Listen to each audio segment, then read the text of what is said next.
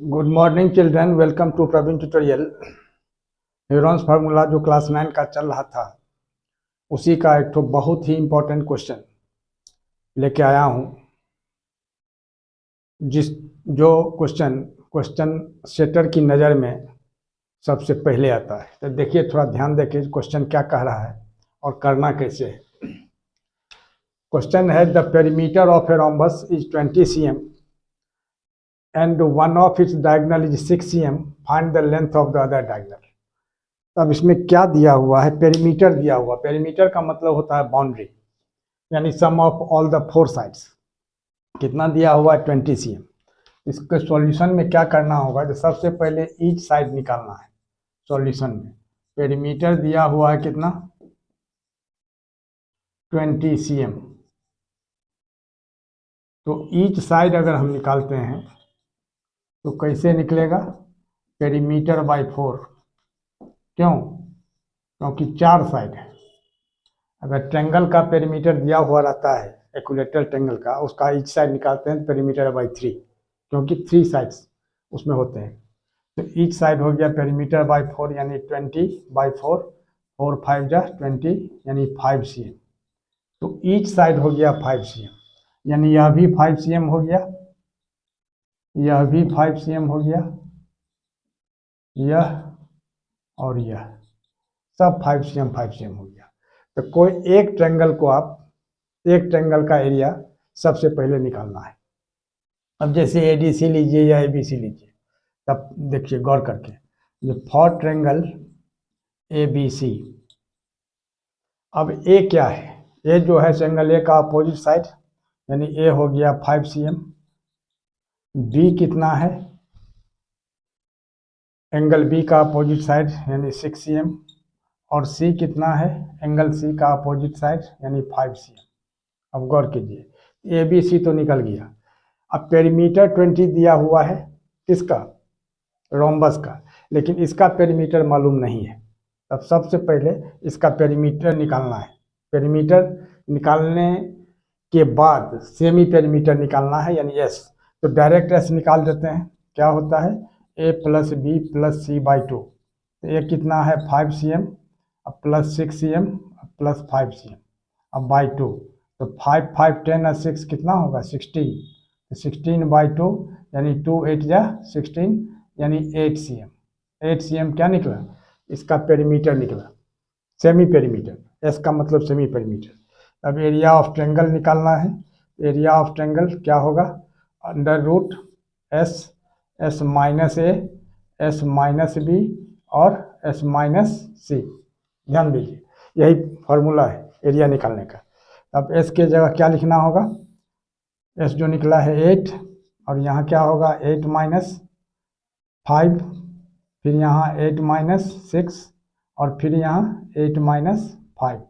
अब गौर कीजिए, अब यहाँ तो हो गया 8, और 8 माइनस 5 कितना हो जाएगा? 3। 8 माइनस 6 कितना होगा? 2। 8 माइनस 5 कितना होगा? 3।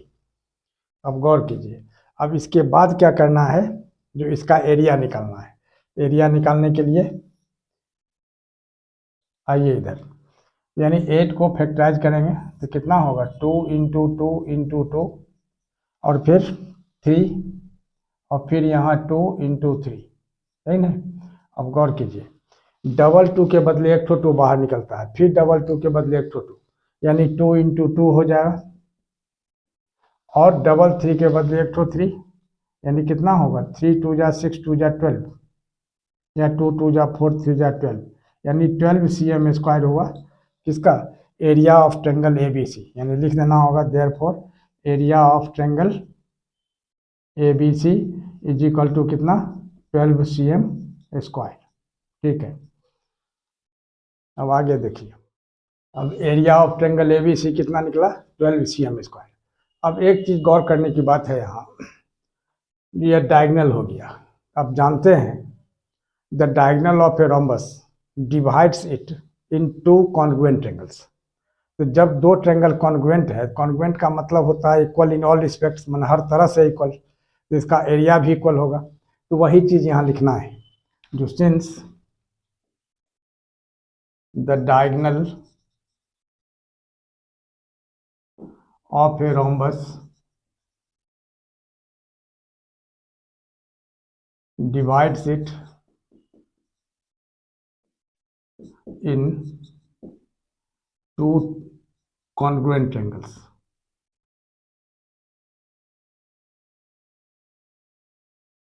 Congruent triangles.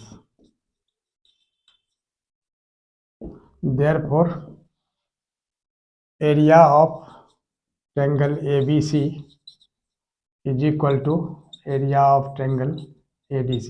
थोड़ा सा ध्यान दीजिएगा. कॉन्ग्रुएंट ट्रायंगल्स, कॉन्ग्रुएंट का मतलब होता है इक्वल इन ऑल रिस्पेक्ट्स. मान उसका पेरीमीटर भी इक्वल होगा, एरिया भी इक्वल होगा, है ना.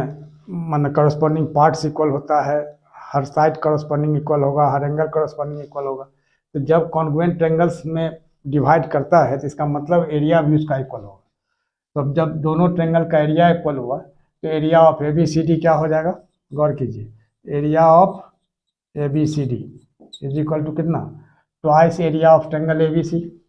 क्योंकि ये दोनों इक्वल है तो पूरा जो इसका डबल होगा, तो twice area of triangle ABC यानी कितना हुआ, 2 इंटू ABC का एरिया कितना निकला था, 12 cm², यानी 24 cm².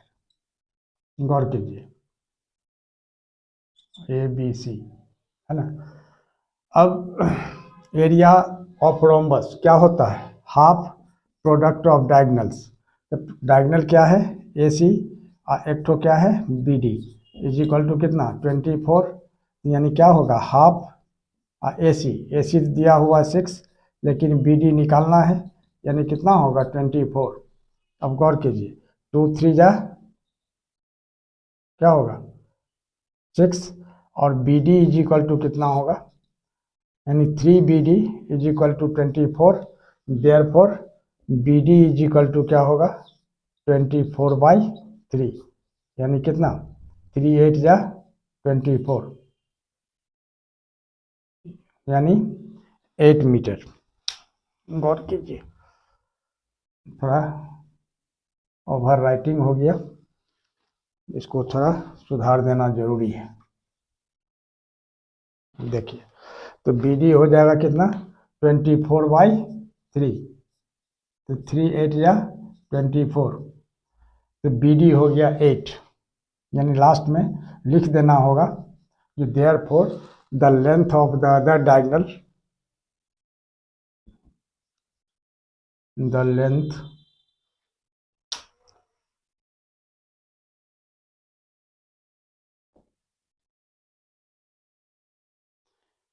the length of the other diagonal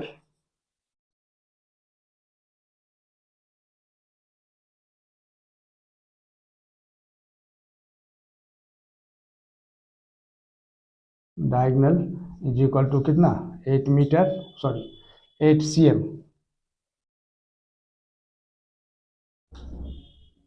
और यही इसका आंसर हो जाएगा.